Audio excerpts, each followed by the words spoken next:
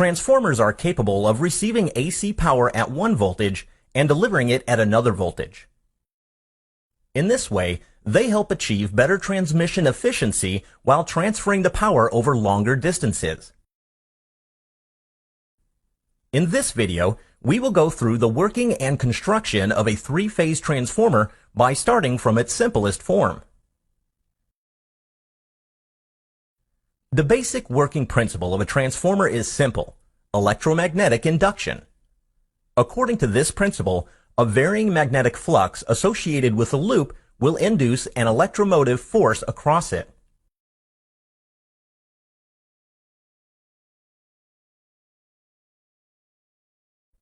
Such a fluctuating magnetic field can easily be produced by a coil and an alternating EMF system.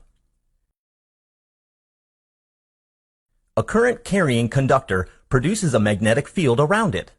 The magnetic field produced by a coil will be as shown in the figure. With the fluctuating nature of the alternating current, the magnetic field associated with the coil will also fluctuate.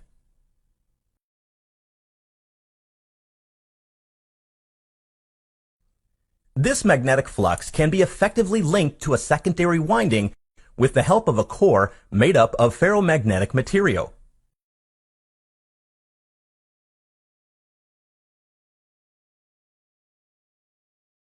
This fluctuating magnetic field will induce an EMF in the secondary coils due to electromagnetic induction.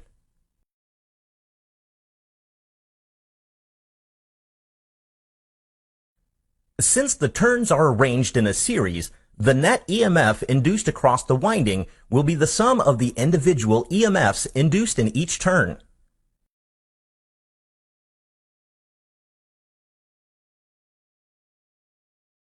Since the same magnetic flux is passing through the primary and secondary coils, the EMF per turn for both the primary and secondary coils will be the same. The EMF per turn for the primary coil is related to the applied input voltage as shown. As a result, the induced EMF at the secondary coil is expressed as follows. This simply means that with fewer turns in the secondary than in primary, one can lower the voltage. For the reverse case, one can increase the voltage. But since energy is conserved, the primary and secondary currents have to obey the following relationship. Three-phase transformers use three such single-phase transformers, but with a slightly different coil configuration. Here, the primary and secondary coils sit concentrically.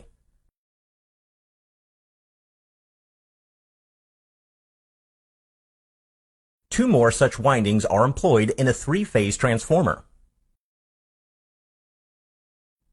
Transformers with high power ratings generally employ a special kind of winding, known as a disc-type winding, where separate disc windings are connected in series through outer and inner crossovers.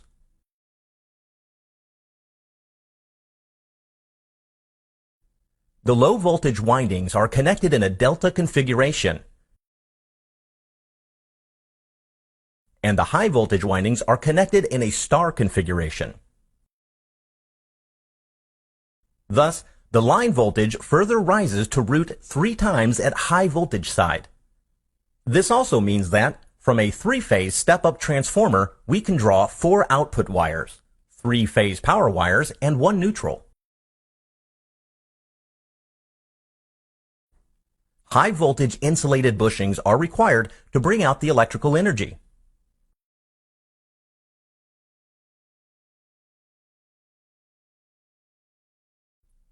The core of the transformer is made of thin insulated steel laminations. Such steel laminations are stacked together, as shown, to form three-phase limbs.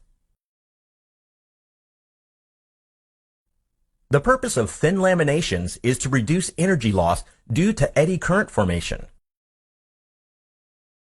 The low-voltage windings usually sit near the core. Various kinds of energy loss happens while transferring power from the primary to secondary coil. All these energy losses are dissipated as heat. So usually the transformer is immersed in a cooling oil to dissipate the heat. The oil dissipates the heat via natural convection.